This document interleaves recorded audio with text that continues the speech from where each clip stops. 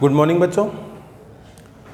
बच्चों last video lecture number 16 में last में अपन अध्ययन कर रहे थे खाद्य श्रृंखला के प्रकारों की, और एक प्रकार की खाद्य श्रृंखला चारण खाद्य श्रृंखला के बारे में अपन पढ़ चुके हैं। अब अपन अन्य प्रकार पढ़ते हैं। तो देखो बच्चों,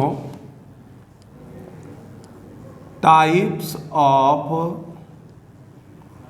फूड चेन्स, खाद्य श्रृंखला के प्रकार। नंबर 1 चारण खाद्य श्रृंखला, ये अपन पढ़ चुके हैं। अब अपन स्टार्ट करने वाले हैं परजीवी खाद्य श्रृंखला, पैरासाइटिक फूड चेन। देखो बच्चों, परजीवी खाद्य श्रृंखला कैसी होती है? परजीवी खाद्य श्रृंखला भी उत्पादकों से प्रारंभ होती है। उत्पादकों से प्रारंभ होकर उत्तरोत्तर बड़े जीवों से गुजरती हुई, उत्तरोत्तर बड़े जीवों से गुजरती हुई छोटे परजीवियों पर समाप्त होती है। उत्तरोत्तर बड़े जीवों से गुजरती हुई छोटे परजीवियों पर समाप्त होती है। जैसे उदाहरण अगर अपन देखें, एक वृक्ष पारितंत्र की बात करें, वृक्ष पारितंत्र की अपन जैसे बात करें तो ट्री वृक्ष है, उस वृक्ष पर आश्रित है मान लो खूब सारे पक्षी, और उन पक्षियों पर फिर निर्भर हैं क्या? परजीवी। तो स्टार्ट कहाँ से हुई? उत्पादक से, उत्तरोत्तर बड़े जीवों से गुजर रही है और छोटे परजीवियों पर क्या हो रही है? समाप्त हो रही है। इसको कहा जाएगा बच्चों परजीवी खाद्य श्रृंखला। ठीक है। अब एक महत्वपूर्ण बात जिस पर आपको ध्यान देना है, देखो बच्चों, जीएफसी ग्रेजिंग फूड चेन तथा पीएफसी पैरासाइटिक फूड चेन, दोनों ही उत्पादकों से प्रारंभ होती है। दोनों ही बच्चों किससे प्रारंभ होती है? उत्पादकों से प्रारंभ होती है। उत्पादकों से प्रारंभ होने की वजह से प्रत्यक्ष रूप से सूर्य के प्रकाश पर निर्भर, प्रत्यक्ष रूप से बच्चों ये सूर्य के प्रकाश पर निर्भर करेगी। पहली बात तो हो गई ये। दूसरी बात, जीएफसी तथा पीएफसी दोनों में ही ऊर्जा का प्रवाह, फ्लो ऑफ एनर्जी तीव्र होता है। दोनों में ही ऊर्जा का प्रवाह कैसा होता है बच्चों? तीव्र होता है। तो अंतर आपको ध्यान रखना है। चारण खाद्य श्रृंखला उत्पादकों से प्रारंभ होकर उत्तरोत्तर छोटे जीवों से गुजरती हुई बड़े जीवों पर समाप्त होगी।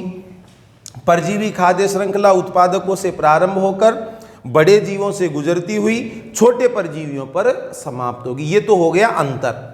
में समानता की अगर बात करें, दोनों ही उत्पादकों से प्रारंभ हो रही है तो प्रत्यक्ष रूप से सूर्य के प्रकाश पर निर्भर है, और दोनों में ही बच्चों ऊर्जा का जो प्रवाह होता है वो तीव्र होता है। ठीक है। अब अपन देखते हैं तीसरे प्रकार की खाद्य श्रृंखला, अपरदी खाद्य श्रृंखला या मृतोपजीवी खाद्य श्रृंखला। अपरदी खाद्य श्रृंखला या मृतोपजीवी। अपरद डेट्राइटस फूड चेन, डीएफसी, या मृतोपजीवी saprophytic food chain, SFC short में। DFC या ऐसे। अब देखो बच्चों, इसमें नाम से ही पता चल रहा है अपरदी खाद्य श्रृंखला। यह खाद्य श्रृंखला मृत कार्बनिक पदार्थों से प्रारंभ होती है। यह खाद्य श्रृंखला मृत कार्बनिक पदार्थों से प्रारंभ होती है। मृत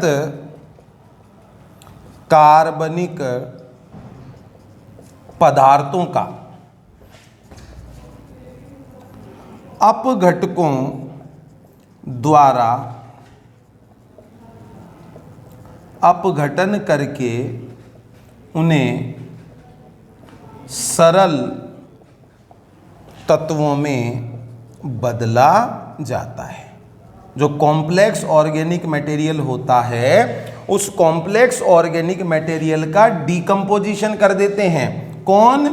डिकम्पोजर्स। और सिंपल कंपाउंड्स में उनको कन्वर्ट कर देते हैं, बदला जाता है। और इन सरल तत्वों का अपघटकों द्वारा यूज भी कर लिया जाता है। ऊर्जा के स्रोत के रूप में ये सूक्ष्म जीव जो होंगे वो बच्चों अपरद को काम में ले लेते हैं। तो जैसे अगर अपन बात करें मृत कार्बनिक पदार्थ, और मृत कार्बनिक पदार्थ पर जैसे डिपेंड हैं सूक्ष्म जीव, अपघटक सूक्ष्म जीव, अपघटक सूक्ष्म जीव like bacteria and fungi. Clear? तो ये बात हो गई बच्चों अपरदी खाद्य श्रृंखला की। अब बाकी खाद्य श्रृंखलाओं से अगर अपन इसकी तुलना करें अपरदी खाद्य श्रृंखला की, तो नंबर 1 सबसे पहला अंतर समझना बच्चों ध्यान से। अपरदी खाद्य श्रृंखला चालू हो रही है मृत कार्बनिक पदार्थों से, जो पादपों के भी हो सकते हैं, जंतुओं के भी हो सकते हैं। उत्पादकों से प्रारंभ नहीं हो रही है, इसलिए अप्रत्यक्ष रूप से सूर्य के प्रकाश पर निर्भर। क्लियर? जो पहला डिफरेंस है वो तो क्या हो जाएगा दोनों की तुलना में? अप्रत्यक्ष रूप से सूर्य के प्रकाश पर निर्भर करती है। नंबर 2 ऊर्जा का प्रवाह, फ्लो ऑफ एनर्जी। अगर तुलना की जाए अपरदी खाद्य श्रृंखला की GFC और PFC से, तो बच्चों जो ऊर्जा का प्रवाह होता है वो ऊर्जा का प्रवाह क्या होता है? धीमा होता है। ऊर्जा का प्रवाह धीमा होता है, लेकिन ऊर्जा का जो परिमाण होता है, मैग्नीट्यूड होता है, वो मैग्नीट्यूड क्या होता है बच्चों? अधिक होता है। क्यों? असंख्य संख्या में सूक्ष्म जीव भाग लेते हैं। तो बच्चों ऊर्जा का प्रवाह जरूर धीमा होगा, लेकिन रिलीज होने वाली एनर्जी, मुक्त होने वाली एनर्जी, ऊर्जा का परिमाण वो अधिक होगा। क्यों? क्योंकि वहां पर बहुत अधिक संख्या में सूक्ष्म जीव भाग लेते हैं। तो बच्चों ये कंप्लीट होती है आपकी तीनों प्रकार की खाद्य श्रृंखलाएं। अब 1-2 महत्वपूर्ण बिंदु और हैं, उन पर अपन ध्यान देते हैं।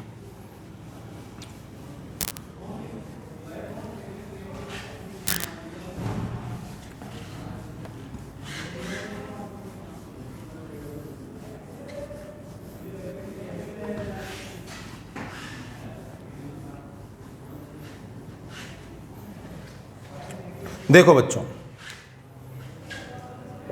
अपरदी खाद्य श्रृंखला किसी पोषण स्तर पर जीएफसी ग्रेजिंग फूड चेन से भी जुड़ी हो सकती है या जुड़ सकती है। मतलब जो डीएफसी होती है, डेट्राइटस फूड चेन, वो जीएफसी के किसी ट्रॉपिक लेवल से जुड़ी हुई हो सकती है। जैसे अभी मान लो अपन उदाहरण देखें, मैंग्रोव पादपों की मृत पत्तियां, dead leaves of mangrove plant. Mangrove plant आप जानते हो दलदलीय स्थान पर उगने वाले पादप होते हैं। तो डेड लीव्स है किनकी? मैंग्रोव प्लांट्स की। अब इन मैंग्रोव प्लांट्स की डेड लीव्स को डिकम्पोज किया या मान लो काम में लिया, उनका अपघटन किया किसने? जीवाणु व कवकों ने। ठीक है, तो अब ये खाद्य श्रृंखला कैसी मानी जाएगी? अपरदी खाद्य श्रृंखला। अब इन जीवाणु और कवकों का भक्षण कर लिया, इनको काम में ले लिया, जैसे एम्फिड हैं, मोलस्क हैं, क्रस्टेशियन लार्वा है, मान लो इनने काम में ले लिया। अब इनको खा लिया जाएगा किनके द्वारा? मछलियों के द्वारा। इन मछलियों को फिर खा लिया जाएगा मछलियों को खाने वाले पक्षियों के द्वारा। ठीक है, तो कहानी तो कहां से चालू हुई थी? डेड ऑर्गेनिक मैटर से। अपरदी प्रकार की खाद्य श्रृंखला चल रही थी, लेकिन वो लिंक हो गई, जुड़ गई किससे? ग्रेजिंग फूड चेन या चारण खाद्य श्रृंखला से। ठीक है, तो ये भी बच्चों आपस में जुड़ी हुई हो सकती है। क्लियर? अब यहां पर एक महत्व, ये तो आपको ध्यान रखना ही है कि मैंग्रोव इकोसिस्टम में मैंग्रोव डेड लीव से एक ये जटिल प्रकार की क्या चल रही है? खाद्य श्रृंखला चल रही है। देखो बच्चों, सामान्यतः चारण खाद्य श्रृंखला में पोषण स्तरों की संख्या, सामान्यतः चारण खाद्य श्रृंखला में पोषण स्तरों की संख्या कितनी मानेंगे बच्चों? 3 से लेके 4। अब 3 से लेके 4 तक ही पोषण स्तर होते हैं। तो बच्चों पोषण स्तर क्या हो गए? लिमिटेड हो गए, सीमित हो गए। तो ये जो पोषण स्तर लिमिटेड हुए, इन पर लिमिट जो लगी है, वो लिमिट बच्चों किससे लगी है? ऊर्जा की मात्रा से। पीछे वाले वीडियो लेक्चर में मैंने आपको एनर्जी के फ्लो के लिए नियम बताए थे, ऊष्मागतिकी का प्रथम नियम, द्वितीय नियम और लिंडेमान का 10% का नियम, कि किसी जीव को प्राप्त होने वाली जितनी भी ऊर्जा है उसका 90% भाग उपापचयी प्रक्रमों में यूज आ जाएगा और ऊष्मा के रूप में उसकी हानि हो जाए। आगे केवल कितना ट्रांसफर होगा? 10% ही ट्रांसफर होगा। तो लगातार उत्तरोत्तर पोषण स्तर पर जैसे जैसे खाद्य श्रृंखला में भोजन के रूप में ऊर्जा का प्रवाह होगा, ऊर्जा की मात्रा में क्या आती जाएगी? कमी आती जाएगी। और एक लेवल पर वो कमी इतनी हो जाएगी कि आगे ट्रांसफर करने के लिए ऊर्जा शेष बचेगी ही नहीं। तो ये लिमिट लगाने का जो काम हुआ है वो बच्चों ऊर्जा की मात्रा से हुआ है। तो नॉर्मली अगर आपसे पूछ लिया जाए कि चारण प्रकार की खाद्य श्रृंखला में सामान्यतः पोषण स्तरों की संख्या होती है 3 से 4। ये पोषण स्तर प्रतिबंधित किस वजह से हुए कि साहब इतनी ही संख्या क्यों होती है? तो आप फिर इसमें ऊर्जा की मात्रा और जो ऊर्जा स्थानांतरण के लिए नियम है उन सब की बात करोगे कि उनकी वजह से ऐसा हुआ है। ठीक है, लेकिन कुछ जटिल खाद्य श्रृंखलाओं में 5 तक भी पोषण स्तर हो सकते हैं। 5 तक भी पोषण स्तर हो सकते हैं। अब जो ये नया ट्रॉपिक लेवल,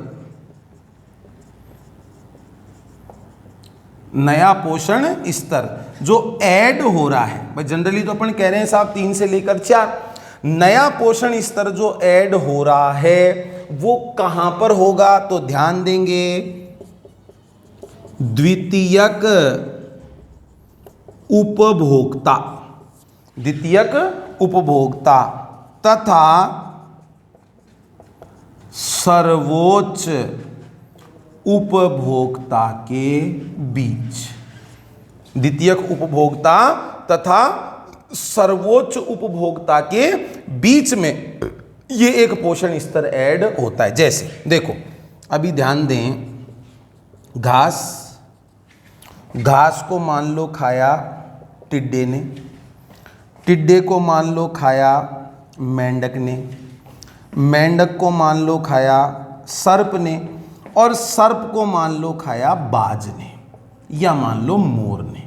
ठीक है, अब ये बाज और मोर ये तो बच्चों क्या हैं, सर्वोच्च उपभोक्ता। और सर्वोच्च उपभोक्ता को आप परिभाषित कैसे करते हो, वे जीव जो दूसरे जीवों को पकड़कर मारकर खाते हैं, लेकिन प्रकृति में कोई दूसरा जीव उनको पकड़कर मारकर नहीं खाता है, वो कौन होंगे बच्चों, सर्वोच्च उपभोक्ता। आगे बात समझ में। तो अब देखो ये घास है, ये घास primary producer, trophic level first, प्रथम पोषण स्तर माना जाएगा। टिड्डे ये primary consumer, trophic level second. मेंढक ये secondary consumer, trophic level third.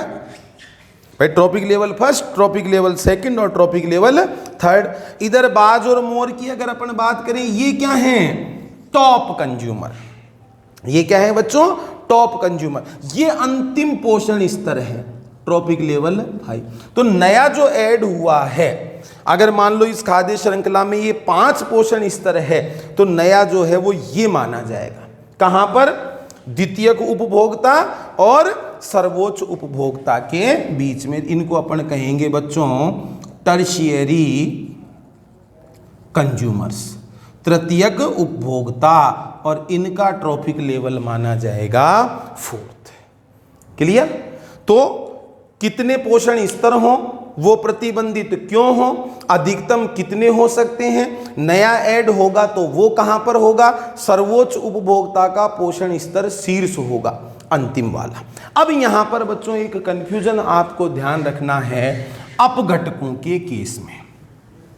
अपघटक जो होते हैं वो बच्चों अपघटक पारितंत्र में महत्वपूर्ण भूमिका निभाते हैं, पोषकों के चक्रण में महत्वपूर्ण योगदान देते हैं, लेकिन बच्चों सामान्यतः अपघटकों को खाद्य श्रृंखला में शामिल नहीं किया जाता है। तो अच्छी तरह से समझ लेना, सामान्यतः अपघटकों को खाद्य श्रृंखला में शामिल नहीं किया जाता है। जनरली कोई स्थान नहीं दिया जाता है, क्योंकि इनका फिक्स ही नहीं है। भाई जो इनकी पोषण की रीति है, वो पोषण की रीति कोई फिक्स थोड़ी ना है। ट्रॉपिक लेवल जब मैंने समझाया था तो क्या बताया था आपको, on the basis of source of food, भोजन के स्रोत के आधार पर प्रत्येक जीव एक निश्चित स्थान से संबंधित होता है, वही तो उसका पोषण स्तर होता है। अब बच्चों जो अपघटक होंगे वो अपघटक कोई एक पर्टिकुलर जीव पर थोड़ी आश्रित है, या उनका जो भोजन का स्रोत है वो कोई एक पर्टिकुलर जीव थोड़ी ना है। उनका भोजन का स्रोत जो है वो तो मृत कार्बनिक पदार्थ है, और वो मृत कार्बनिक पदार्थ तो पारितंत्र के सभी जीवों के हो सकते हैं। तो उनका कोई एक पर्टिकुलर लेवल नहीं है on the basis of source of food. तो अपघटक पारितंत्र में महत्वपूर्ण काम करते हैं, उसके बावजूद भी इनको खाद्य श्रृंखला में शामिल नहीं किया जाता। फिर भी अगर इनका पोषण स्तर बताया जाता है तो वो बताया जाएगा बच्चों लास्ट ट्रॉफिक लेवल। नॉर्मल बात मैंने आपको बता दी कि साहब इनको खाद्य श्रृंखला में शामिल करेंगे ही नहीं, कोई स्थान ही नहीं दिया जाएगा, क्योंकि पोषण के रीति के अकॉर्डिंग ये किस पे डिपेंड है पता नहीं चल रहा है। फिर भी अगर इनका ट्रॉफिक लेवल कभी निर्धारित किया जाएगा या जाता है तो बच्चों आपको क्या बताना है, लास्ट ट्रॉफिक लेवल, अंतिम ट्रॉफिक लेवल। तो इस तरीके से बच्चों कहानी कंप्लीट होती है खाद्य श्रृंखला की। अब आगे जो बिंदु अपने को पढ़ना है वो है बच्चों खाद्य जाल। खाद्य जाल या फूड वेब। अब देखो खाद्य जाल क्या होता है, तो ध्यान से समझेंगे। पारितंत्रों में खाद्य श्रृंखलाएं विलगित रूप में नहीं पाई जाती है। खाद्य श्रृंखलाएं जो होती है वो विलगित आइसोलेटेड फॉर्म में नहीं पाई जाती है, अपितु विभिन्न खाद्य श्रृंखलाएं अलग अलग पोषण स्तरों पर आपस में जुड़ी होती है और जुड़कर जाल बनाती है, जिसे ही बच्चों क्या कहा जाता है, खाद्य जाल या फूड वेब। तो खाद्य जाल को एक छोटी सी डेफिनेशन में अपन कैसे समझा सकते हैं, natural inter connections of various food chain. समझ जाओगे परिभाषा। अगर आपसे साधारण सी परिभाषा पूछी जाए कि खाद्य जाल क्या होते हैं तो आपका आंसर होगा natural inter connections of various food chain. विभिन्न खाद्य श्रृंखलाओं के प्राकृतिक अंतर संबंध को ही बच्चों क्या कहा जाएगा, फूड चेन कहा जाएगा। अब देखो, अगर अपन बात करें खाद्य श्रृंखला की, ठीक है, आरेखीय निरूपण से समझाता हूं मैं आपको।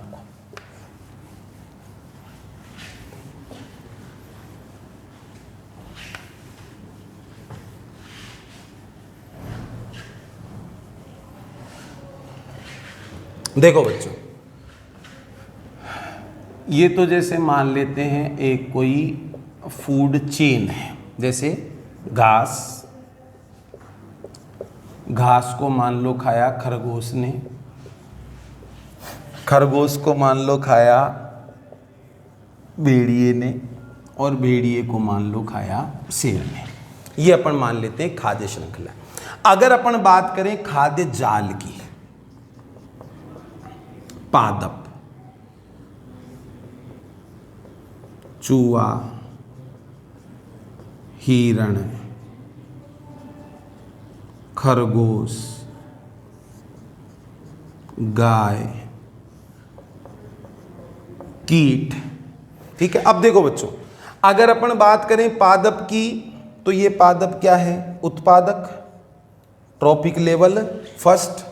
कीट, चूहा, हिरण, खरगोश, गाय, ये सब क्या है बच्चों, प्राथमिक उपभोक्ता, मतलब शाकाहारी। किससे बिलोंग कर रहे हैं, द्वितीय पोषण स्तर से।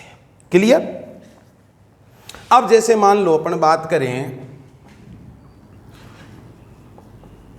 लोमड़ी, शियार, भेड़िया,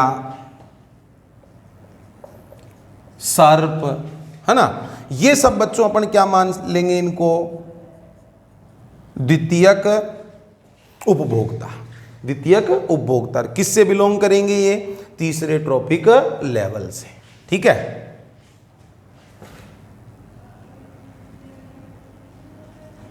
शेर, बाज, मोर, ठीक है, ये सब क्या हो जाएंगे बच्चों, सर्वोच्च उपभोक्ता, और किससे बिलोंग करेंगे, फोर्थ ट्रॉपिक लेवल से। क्लियर। अब देखो बच्चों, अगर अपन बात करें कीट की, ठीक है, चूहा है मान लो, अब चूहे का भक्षण किया जा रहा है किसके द्वारा, सर्प के द्वारा। ठीक है, इस सर्प को खा सकता है ये मोर। ठीक है, पादप, पादप को खा रहा है हिरण, इस हिरण का शिकार कर सकता है ये भेड़िया। ठीक है, इस भेड़िए को इस सर्प के द्वारा भी खाया जा सकता है, हिरण को भी ये सर्प खा सकता है। ठीक है, इस चूहे को भी ये बाज, ये मान लो खा सकता है। क्लियर। ऐसे ही अगर गाय की बात करें, भेड़िया, गाय की बात करें जैसे मान लो ये शेर। तो बच्चों यहां पर इस फूड चेन में और इस फूड वेब में अगर अंतर देखें तो यहां पर अंतर क्या नजर आ रहा है, देखो जो जीव है उन जीव को खाने के लिए क्या मिल रहे हैं, ऑप्शंस मिल रहे हैं, विकल्प मिल रहे हैं, जो कि बच्चों केवल किस में प्रेजेंट है, खाद्य जाल में। खाद्य श्रृंखला में जीवों के पास में कोई अन्य विकल्प नहीं होता है, क्योंकि वो श्रृंखलाबद्ध रूप से आपस में जुड़े हुए होते हैं। लेकिन अगर बात करेंगे खाद्य जाल की, तो खाद्य जाल में बच्चों जीव के पास स्वाद व जीव के अनुसार विकल्प मौजूद होते हैं। जरूरी नहीं है वो किसी एक पर्टिकुलर जीव पर ही अपने भोजन के लिए आश्रित हो, किसी दूसरी खाद्य श्रृंखला में से वो किसी जीव को अपना भोजन बना भी सकता है और किसी दूसरी खाद्य श्रृंखला के पोषण स्तर के किसी जीव का भोजन बन भी सकता है। ठीक है, तो अपने भोजन की पसंद के अनुसार, अपने भोजन के स्वाद के अनुसार चयन करने का विकल्प मौजूद होता है खाद्य जाल में। खाद्य श्रृंखला में इस प्रकार की कोई चॉइस नहीं मिलती है। अब यहां पर एक चीज समझना जरूरी है, घास ट्रॉपिक लेवल फर्स्ट, खरगोश ट्रॉपिक लेवल सेकंड, भेड़िया ट्रॉपिक लेवल थर्ड, शेर ट्रॉपिक लेवल फोर्थ। तो यहां पर भी प्रथम, द्वितीय, तृतीय और चतुर्थ पोषण स्तर। तो बच्चों ऊर्जा का जो प्रवाह है, देखो ऊर्जा का अल्टीमेट सोर्स क्या है, सन। ठीक है, तो सूर्य से ऊर्जा किधर जा रही है, उत्पादकों की ओर, और उत्पादकों से ऊर्जा किधर जा रही है, उपभोक्ताओं की ओर, भोजन के रूप में। तो बच्चों ये ऊर्जा का जो प्रवाह है वो ऊर्जा का प्रवाह कैसा है, यूनिडायरेक्शनल है, एक दिशीय है, सूर्य से उत्पादकों की ओर और उत्पादकों से उपभोक्ताओं की ओर। भले ही खाद्य श्रृंखला हो, भले ही खाद्य जाल हो, ऊर्जा का प्रवाह तो हमेशा कैसा होगा, एक दिशीय। अब यहां पर भी बच्चों T1 से T2, T2 से T3, T3 से T4, तो ऊर्जा का प्रवाह तो यही है ना, लेकिन ऊर्जा का जो प्रवाह एक दिशीय है वह विभिन्न रास्तों से संपन्न हो सकता है। ऊर्जा का प्रवाह एक दिशीय जरूर होगा खाद्य जाल में, लेकिन उसके पाथवे खूब सारे हो सकते हैं, अलग अलग रास्तों से हो सकता है। बाकी ऊर्जा का प्रवाह ये इसी तरीके का होगा। क्लियर। तो इस प्रकार से जो प्राकृतिक अंतर संबंध होते हैं विभिन्न खाद्य श्रृंखलाओं के, उन्हीं को बच्चों अपन क्या कहेंगे, खाद्य जाल। अब ध्यान दो,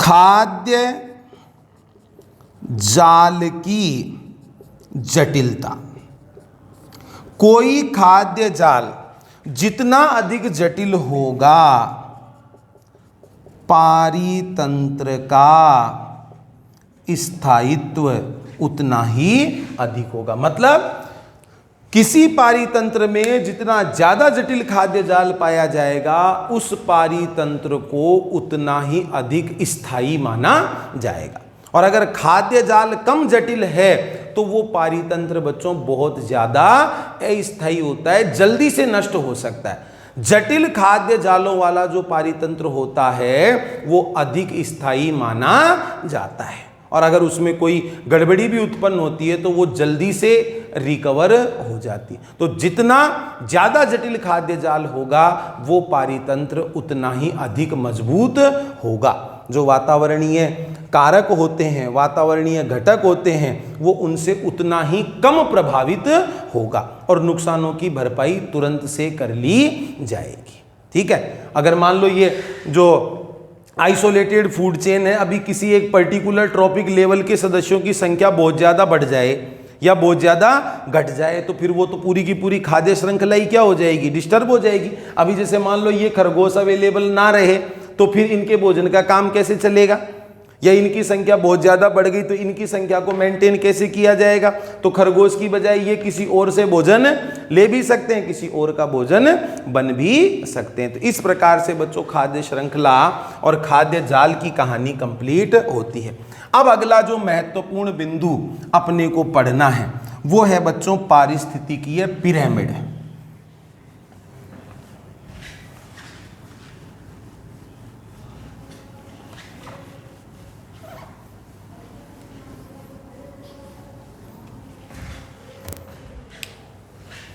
देखो बच्चों, इकोलॉजिकल पिरामिड्स, पारिस्थितिकीय पिरामिड।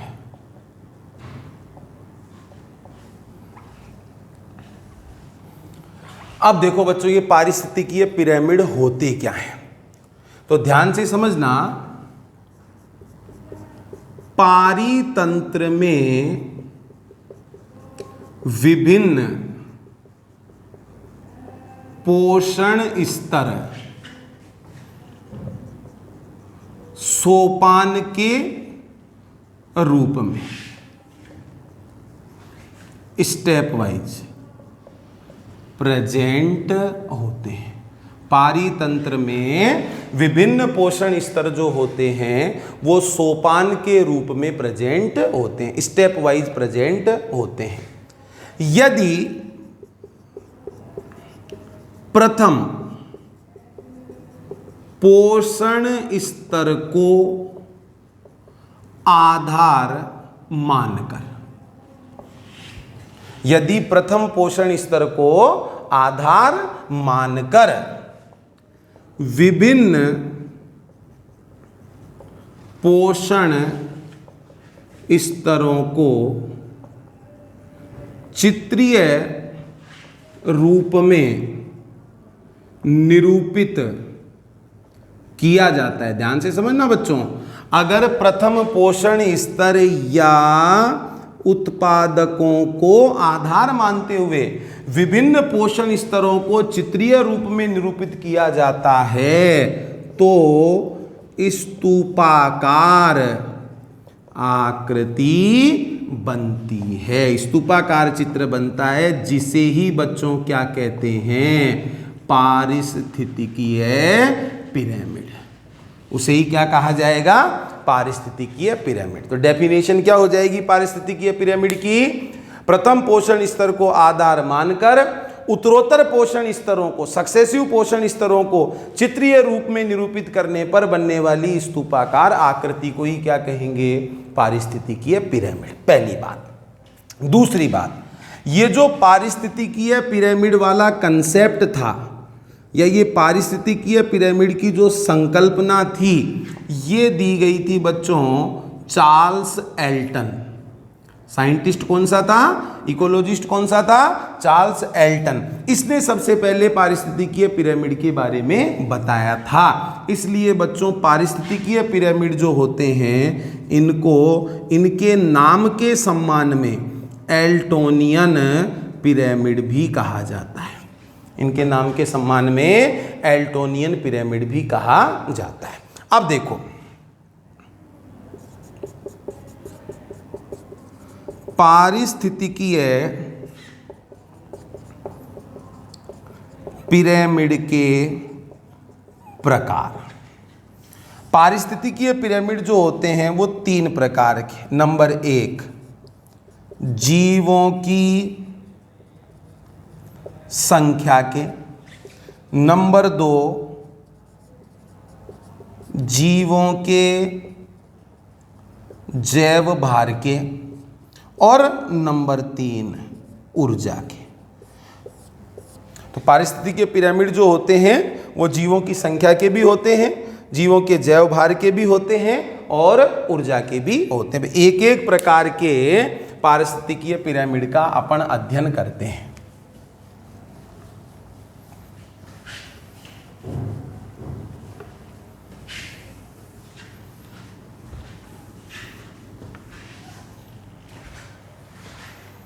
देखो बच्चों, नंबर 1, पायरेमिड्स ऑफ नंबर, संख्या के पिरामिड। अब देखो बच्चों, नाम से ही पता चल रहा है संख्या के पिरामिड, तो क्या डिनोट करेंगे? ये पिरामिड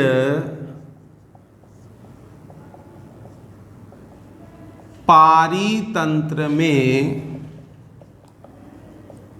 विभिन्न पोषण स्तरों पर उपस्थित जीवों की संख्या को बताते हैं। विभिन्न पोषण स्तरों पर उपस्थित जीवों की संख्या को बताते हैं। और बच्चों, जब जीवों की संख्या की बात की जाएगी तो जीवों की संख्या से पता चलता है जीवों का जैविक विभव या बायोटिक पोटेंशियल। नहीं भाई, अभी कोई पारितंत्र है, कोई इकोसिस्टम है और उस इकोसिस्टम में पर्टिकुलर जाति के जीवों की संख्या बहुत ज्यादा है। इसका मतलब उनकी रिप्रोड्यूस होने की कैपेसिटी ज्यादा है। पिछले चैप्टर में मैंने आपको समझाया था आर की वैल्यू, ठीक है। तो अगर उच्च आर मान है, इसका मतलब उनका जैविक विभव ज्यादा है। तो जीवों की संख्या के जो पिरामिड होते हैं वो पारितंत्र में जीवों के जैविक विभव को प्रदर्शित करते हैं। ये क्वेश्चन आपसे पूछा जा सकता है बच्चों। संख्या के पिरामिड दर्शाते हैं जैविक विभव को या बायोटिक पोटेंशियल को। अब ध्यान दो, जो संख्या के पिरामिड होते हैं, ये संख्या के पिरामिड सामान्यतः जलीय व स्थलीय पारितंत्रों में, सामान्यतः जलीय व स्थलीय पारितंत्रों में कैसे होते हैं? सीधे या अपराइट। ये चीज आपको ध्यान रखनी। संख्या के पिरामिड सामान्यतः होते हैं सीधे। भाई, पिरामिड की आकृति आप जानते हो। पिरामिड की आकृति जो होती है आधार में से कैसा होता है? चौड़ा होता है। और जैसे जैसे उत्तरोत्तर शीर्ष की ओर अपन बढ़ते हैं तो बच्चों कैसा होता जाता है? सकरा होता जाता है। इसका मतलब पिरामिड के आधार में तो किसको रखा जाएगा? उत्पादकों को। चाहे से अपन संख्या की बात कर लें, चाहे से जैव भार की बात कर लें, चाहे से ऊर्जा की बात कर लें, पिरामिड के आधार में तो किसको रखा जाएगा? उत्पादकों को। और पिरामिड के शीर्ष पर किसको रखा जाएगा? टॉप कंज्यूमर्स या शीर्षस्थ उपभोक्ताओं को। अब भले ही आप उनकी संख्या की बात कर लो, भले ही आप उनके जैव भार की बात कर लो, भले ही आप उनकी ऊर्जा की बात कर लो, आधार में उत्पादकों को रखना है और फिर उत्तरोत्तर रूप से उपभोक्ताओं को रखते हुए शीर्ष पर किसको रखा जाता है? शीर्षस्थ उपभोक्ताओं को रखा जाता है। अब देखो, संख्या के जो पिरामिड होते हैं, चाहे से एक्वेटिक इकोसिस्टम हो, चाहे से टेरेस्ट्रियल इकोसिस्टम हो, सामान्यतः क्या होते हैं? सीधे। क्यों? उत्पादकों की संख्या क्या होती है बच्चों? अधिकतम होती है। उत्पादकों की संख्या क्या होती है? अधिकतम होती है। जैसे अपने बुक में एनसीईआरटी में एक घास स्थल में ग्रासलैंड में संख्या का पिरामिड, घास स्थल में संख्या का पिरामिड प्रदर्शित किया गया है अपने एनसीईआरटी में।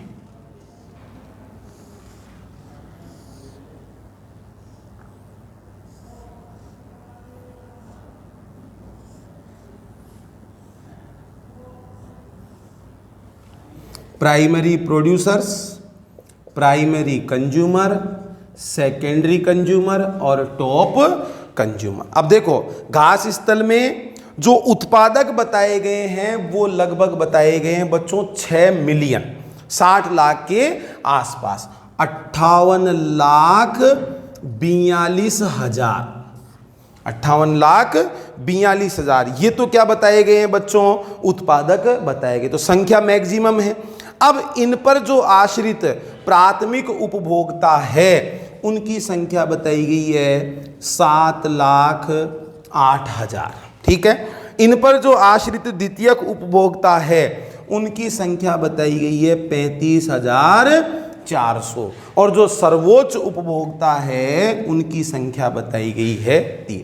तो सोच के देखो, लगभग 6 मिलियन पादप या उत्पादक, और उन पर जो आश्रित हैं शाकाहारी या छोटे मांसाहारी, उनकी पॉपुलेशन को कंट्रोल करने के लिए केवल 3 बड़े शिकारी परभक्षी पर्याप्त हैं।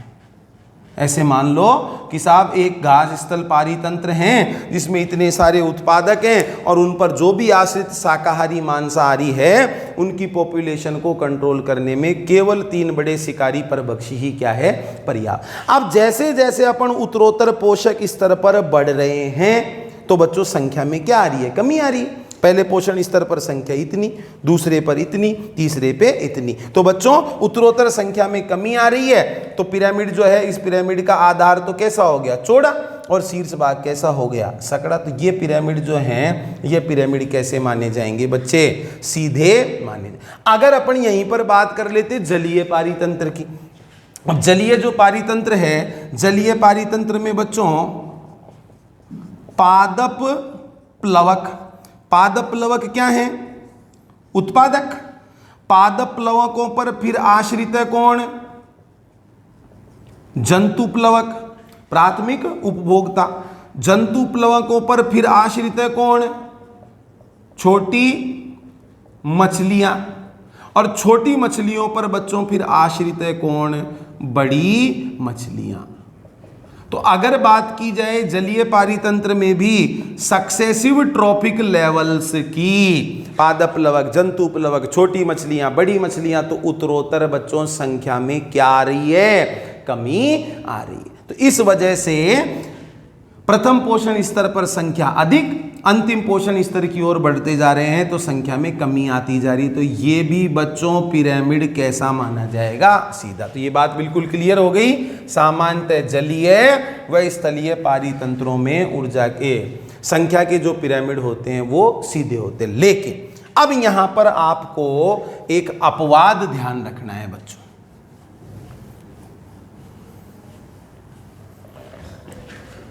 वृक्ष पारितंत्र, वृक्ष पारितंत्र, ट्री इकोसिस्टम। वृक्ष पारितंत्र को बच्चों परजीवी पारितंत्र भी माना जा सकता है। वृक्ष पारितंत्र में संख्या का पिरामिड, वृक्ष पारितंत्र में संख्या का जो पिरामिड है वो संख्या का पिरामिड बच्चों क्या होता है? उल्टा होता है। वृक्ष पारितंत्र में संख्या का पिरामिड कैसा होगा? उल्टा। कारण समझो। अब यहाँ पर अगर अपन बात करें उत्पादक या प्रथम पोषण स्तर की, तो उत्पादक या प्रथम पोषण स्तर पर अकेला कौन है उत्पादक? एक वृक्ष ही है। अब इस वृक्ष पर आश्रित द्वितीय पोषण स्तर पर, मान लो ये शाकाहारी पक्षी, मान लो ये इस वृक्ष पर आश्रित है, ऐसे मान लो, ठीक है, पक्षी।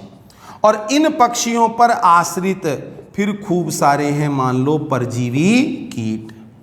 पक्षियों पर आश्रित फिर खूब सारे क्या हैं? परजीवी कीट। तो लगातार बच्चों प्रथम पोषण स्तर से आगे वाले पोषण स्तरों की ओर अपन बढ़ रहे हैं, तो संख्या में क्या हो रही है? बढ़ोतरी हो रही है। उत्पादक कम, प्राथमिक उपभोक्ता ज्यादा और अन्य उपभोक्ता और भी ज्यादा। तो ये जो पिरामिड है, ये पिरामिड बच्चों कैसा माना जाएगा? उल्टा माना जाएगा भाई। वृक्ष, पक्षी और परजीवी कीट, तो संख्या में लगातार क्या हो रही है? बढ़ोतरी हो रही है। तो इस प्रकार से कंप्लीट होता है संख्या का पिरामिड। संख्या को आधार मानकर बनाया जाएगा। आधार में उत्पादकों को रखना है, शीर्ष पर उपभोक्ताओं को रखना है। संख्या के पिरामिड किसको रिप्रेजेंट करते हैं? जैविक विभव को रिप्रेजेंट करते हैं। सामान्यतः कैसे होते हैं? सीधे होते हैं, चाहे जलीय पारितंत्र हो चाहे स्थलीय पारितंत्र हो। अपने एनसीईआरटी में उदाहरण किसका दिया हुआ है? एक घास स्थल के पारितंत्र का उदाहरण दिया हुआ है, जिसमें संख्या के पिरामिड को बताया गया है। वृक्ष पारितंत्र का जो संख्या का पिरामिड होता है वो कैसा होता है? उल्टा होता है। अब बच्चों बाकी अन्य प्रकार के पारिस्थितिकीय पिरामिड और इस चैप्टर से संबंधित आगे के बिंदु, भले ही वो पारिस्थितिकीय अनुक्रमण हो, पारितंत्र की सेवाएं हो, चाहे से वो न्यूट्रिएंट साइकिलिंग हो, पोषकों का चक्रण हो, ये आगे वाले वीडियो लेक्चर्स में अपन पढ़ेंगे। धन्यवाद।